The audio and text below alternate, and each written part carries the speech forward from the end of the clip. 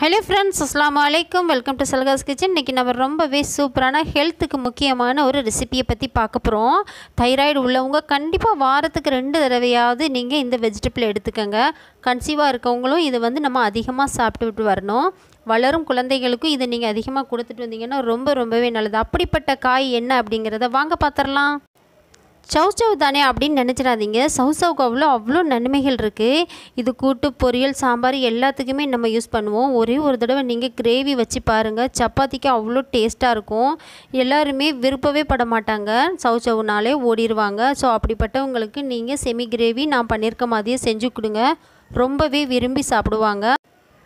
Okay, அது எப்படி செய்யுதுன்னு பார்த்துடலாம். நம்ம சவுச்சவை க்ளீன் பண்ணும்போது கையில் எப்போவுமே பிசுப்பு இருக்கும். அந்த பிசுப்பு இல்லாமல் இருக்கணும் அப்படின்னா நீங்கள் கையில் கொஞ்சம் 2 கையிலையுமே ஆயில் போட்டுக்கிட்டு செஞ்சிங்கன்னா கையில் ஒட்டவே ஒட்டாதுங்க. சவுச்சவை க்ளீன் பண்ண மாதிரியே நம்ம கை இருக்காது. உடனே நம்ம சோப் போட்டு கழுவிட்டோம்னா சூப்பராக இருக்குங்க. வாங்க அது எப்படி செய்யுதுன்னு பார்த்துடலாம். குட்டி குட்டி பீஸாக கட் பண்ணி எடுத்துட்டேன். ஸ்டவ் ஆன் பண்ணிவிட்டு 4லேருந்து 5 டேபிள் ஸ்பூன் வரைக்கும் ஆயில், கொஞ்சமாக ஜீரகம், கருவேப்பிலை கொஞ்சமாக போட்டுக்கோங்க.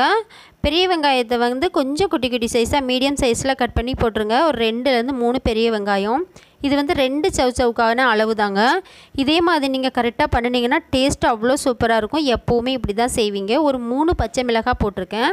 சவுக்காவை நார்மலாக நம்ம இந்த மாதிரி கட் பண்ணி எடுத்து போட்டோம்னா ரொம்ப டேஸ்ட்டாக இருக்கும். இல்லை நீங்கள் குட்டி குட்டி பீஸாக கூட கட் பண்ணலாம். குட்டி குட்டி பீஸாக கட் பண்ணோம்னா குழஞ்சி போயிடும். ஸோ அதனால தான் நான் இந்த மாதிரி கட் பண்ணியிருக்கேன். 1/4 டேபிள் ஸ்பூனு சால்ட்டு போட்டிருக்கோம். மஞ்சள் தூள் கொஞ்சமாக ஆட் பண்ணியிருக்கோம். ஒரு 4 பிஞ்ச் அளவு போடுங்க, இல்லைனா 1/4 டேபிள் ஸ்பூன் அளவுக்கு வரும். இதை நல்லா நம்ம கிளறி விட்டுறலாம்.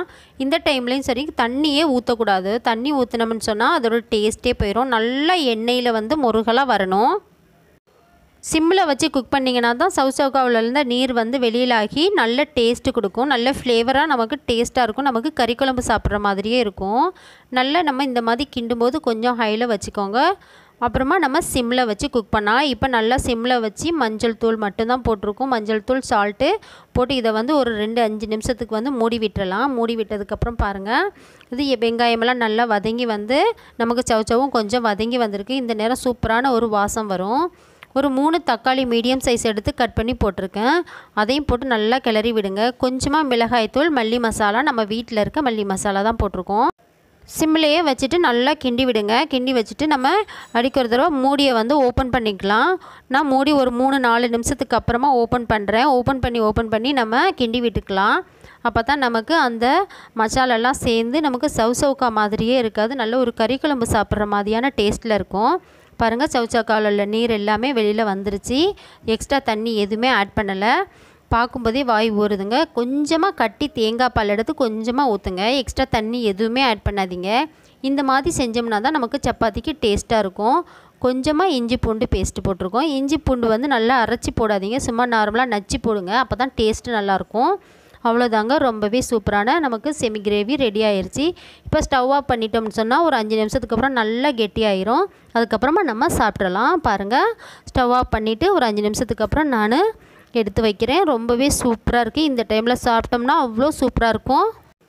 இது மாதிரி நீங்களும் ஒரு தடவை ட்ரை பண்ணி பாருங்கள். நல்லா இருந்துச்சுன்னு சொன்னால் கமெண்ட் பண்ணுங்கள். முக்கியமாக நம்ம சல்காஸ் கிச்சன் சேனலை யூடியூப் அண்ட் ஃபேஸ்புக்கில் ஃபாலோ பண்ண மறந்துடாதீங்க. Thank you friends. இது மாதிரி இன்னும் பல வீடியோக்கள் நீங்கள் பார்க்கணுன்னு நினச்சிங்கன்னா நம்ம சல்காஸ் கிச்சன் சேனலை சப்ஸ்கிரைப் பண்ணிக்கோங்க. பக்கத்தில் இருக்க பெல் பட்டனை கிளிக் பண்ணிக்கோங்க. பாய்.